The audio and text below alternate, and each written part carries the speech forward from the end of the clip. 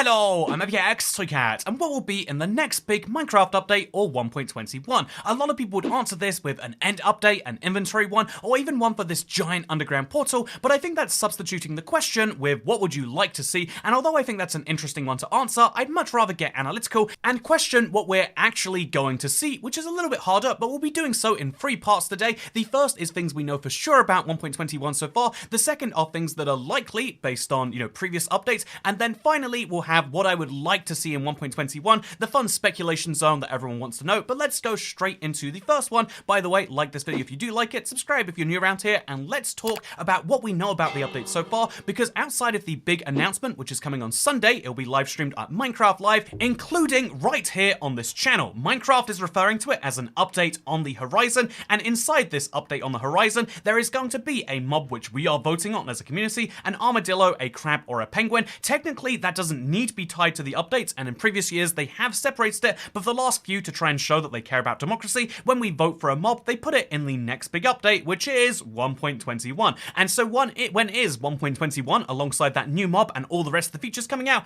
We know that it will be coming out next year because of their one update a year system, but technically even then, within next year, we can make a very good guess that it's going to be summer based on the previous few updates and the fact that Mojang generally tries to do that. But this is the kind of fun of the speculation zone, is that after that point, you have to just start making reasonable guesses based on what they've done in the past. Mojang is trying to move away from the wild, eclectic, every update is very different, to a more predictable pattern where you can tell there will be one update a year, and it starts to do some more consistent things. And to show you what I mean by that, let's look at the last 4 major updates, and we're going to start obviously with 1.20, the Tales and Trails update. This is the most recent one which came out. The one before that was the Wild update. The one before that was Caves and Cliffs. Although it was sort of 2 updates, many Mojang developers refer to it as one, and they shared one consistent theme, so Caves and Cliffs. And then the one before that was the Never update. You can go a step even further and bring in the obviously you can bring in the Village and Pillage update and the update Aquatic, but I think when it comes to these 4 updates, it gives you the best idea as to what Mojang has done for the last 4 years. And so let's talk about them individually, because when you look at each of these 4 updates, you'll notice something they have in common, which is that you can easily visualize them by the biomes they've added to the game. When you picture the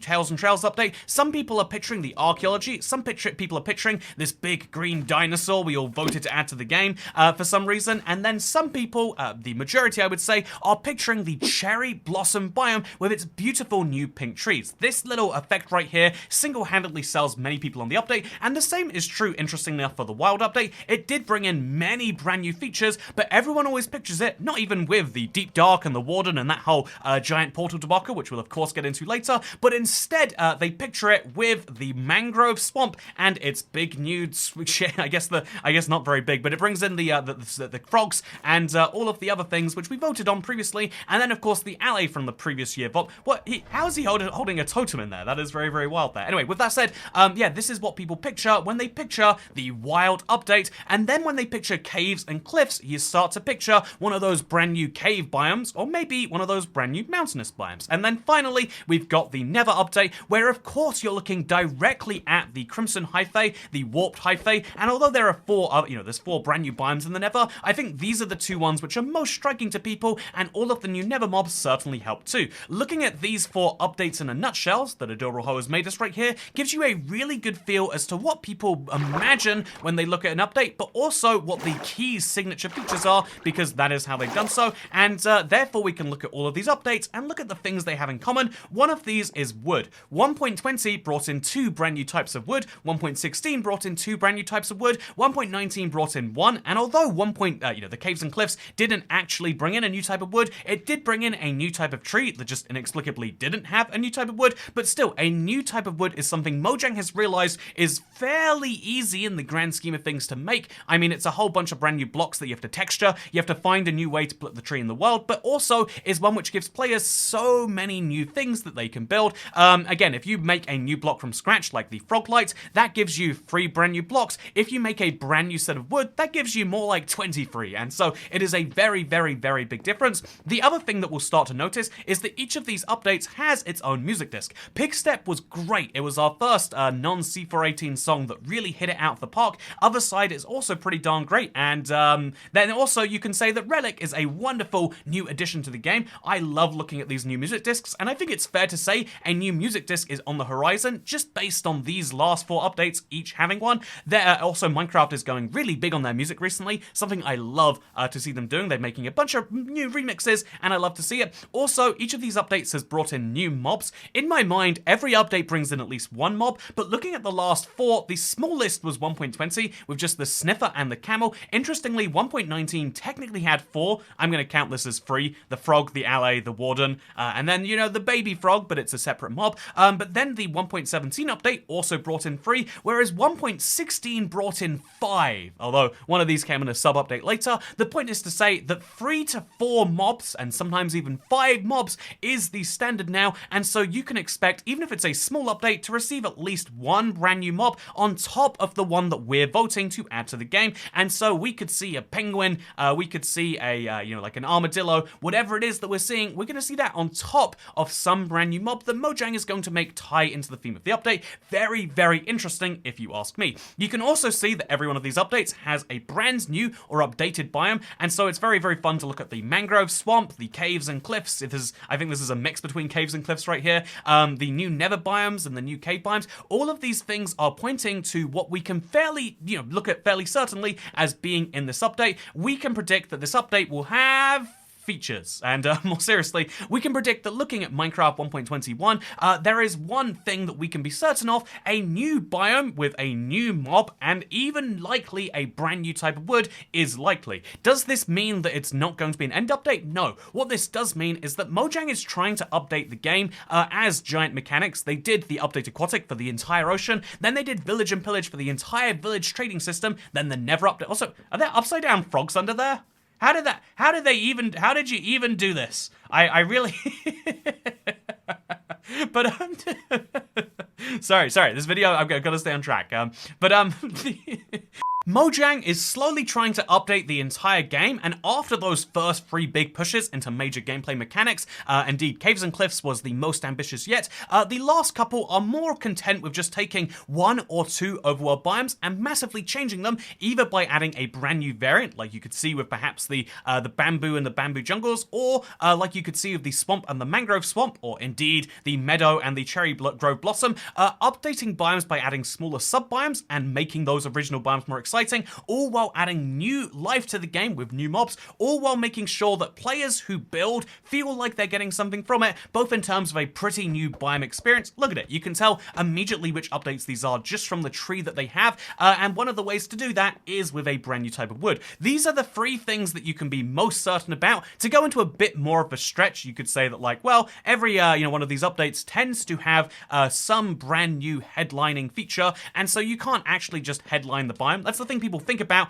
but it's going to have some brand new, like easy to sell twist on it. So the Wild update was exciting, Tales and Trails is exciting, but even more exciting is Caves and Cliffs on the Nether. They are going to have to take some big gameplay mechanic at some point, which is why I think a lot of people look at it and say the end update is here. But I think to dive into that, we now need to talk at least a little bit about the speculation. I think I'm dead now. We have to talk at least a little bit about the speculation as to what many people would like to see and what I personally think we will see, with no basis whatsoever, just judging based on what we've seen from Mojang. Take everything I say here with a grain of salt, because this is the speculation zone. I think a lot of YouTubers will talk about their just good feelings like they're true facts, but I think here it is very important to mention that they are just my thoughts and feelings based on what we've seen from Mojang. They haven't directly confirmed, but for example, an inventory update seems very overdue, and here is why. The inventory is something that has remained the same for so long. I could talk about the problems of the inventory literally forever, for hours if you wanted me to, but the point is, we all agree there is an inventory problem, and it's not just you or me. Indeed, it is Mojang themselves, because in 1.17, 4 updates ago, over 100 items ago, Mojang said that they needed to work out an early game solution to the inventory crisis. We have shulker boxes technically as a solution. People love to say that as if they aren't one of the latest game items that exist, and as if most people haven't ever, most people never make it to the end, most people never make it to the end islands, and most people never have shulker boxes. And so what's the solution in the short term? Well, Mojang thought it would be the bundle, and the only reason the bundle didn't come to the game, it's not because it's bad game design. They didn't think, you know, actually, we don't need this after all. They couldn't get it to work on mobile devices in a way that they were happy with. And honestly, I actually want to praise this. Some people say, oh, this is mobile phones holding us back. And honestly, if you thought that was true, wait till you hear about the low-end devices Mojang supports. I think they only just dropped support for like Android from 2013. My iPhone 6S's were able to play Minecraft until recently. It is insane the far back that you can have a Minecraft device run a modern update. However, so that's not the problem in my opinion. I think the old devices have been holding back Mojang in lots and lots of different ways. However, the actual way that the actual thing to complain about here is that they thought that the bundle couldn't work on touchscreens, and then they went, okay, then we won't make the bundle, and now years have passed and we don't have a solution, which is why I think 1.21, something in the update, whatever the theme is, ties really well into inventory management. In fact, as we reference this game design rule that's, basically there is a skulk and then there's a brand new skulk potentially coming to the game, and the game design rule specifically says don't over encumber the player's inventory, and so one of the solutions is either don't encumber the player's inventory, don't have two types of skulk that have no difference besides the color and the crafting recipes, or indeed, maybe they're going to make the inventory less encumbering. The one solution they've said they're never doing is backpacks, but I don't think that means we can rule out all sorts of other things.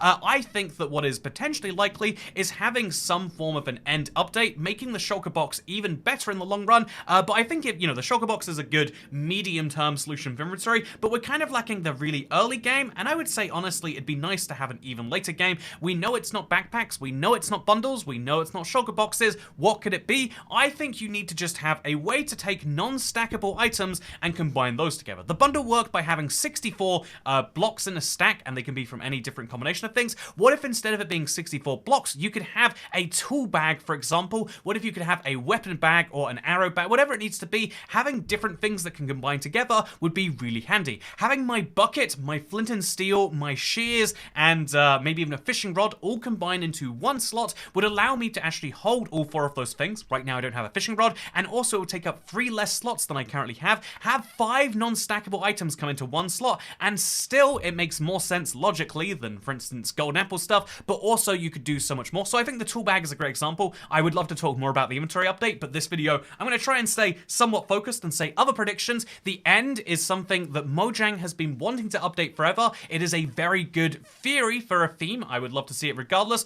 but I think on the same level, Mojang hasn't really touched farms for a while. People love farming in Minecraft, and in the same way that we used to use villagers before the Village and Pillage update, but now when you look back, it's like, oh, I can't believe we did. We used to go to the Nether before the Nether update, but now it's like, but how did we? It was one biome. I think that if Mojang updates farming in a really good and positive way, we'd look back at the current system and say, why did we even bother? And I know an example of this must be the sniffer. The way you farm sniffers is just so self-fulfilling. It has no benefit beyond that. The way that you farm most crops is like, yes, you put water down and then you hoe the ground, and that's all you do forever. It might be fun if instead of composters putting out bone meal, they put out some form of fertilizer instead. Really encourage you to actually build gardens and farms and things like that, and then they could use more crops and they could give these crops extra value. And I do think the only other thing that's possible is a magic update. Minecraft has been moving in a very realistic direction, and although realism in Minecraft is not a bad thing, having a full update to the magical mechanics of the game to rebalance enchantments, I think we've been saying that forever,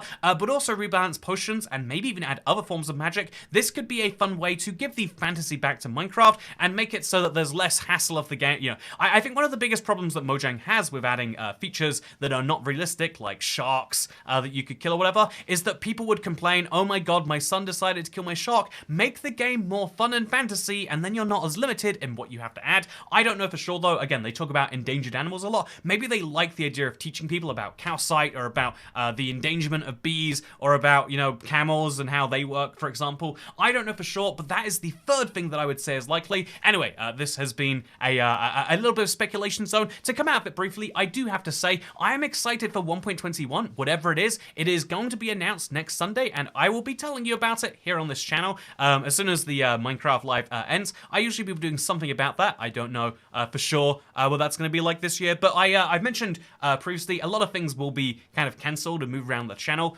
over the next little while because I've got some big personal things to deal with. Perhaps the biggest personal thing someone ever deals with. But I've got a lot of stuff I've got to move around on the channel, but this Sunday's live stream will be sticking there. And so yeah, if you miss the live streams, I think it's important. A lot of people, you know, when something comes up, they're able to just like drop obligations. To me, it's important to make sure that like if you want to catch a live stream and you can't, you might not have seen one in the unlisted live streams playlist, or you can go to my YouTube channel. You can find the live section there. Indeed, there are all sorts of YouTube videos you might not have seen, and if you want to check one of those out, it might be worth you trying. Maybe you could learn about why I think mob votes are so bad. I'll leave a link to a few videos in the description also. But yeah, for the next week, I'll have to let you know what's going on. But this Sunday, you can learn about Minecraft Live and 1.21 and see how many of these predictions came true. But yeah, thank you very much for watching. I hope you all enjoyed, and I'll see you tomorrow. Goodbye.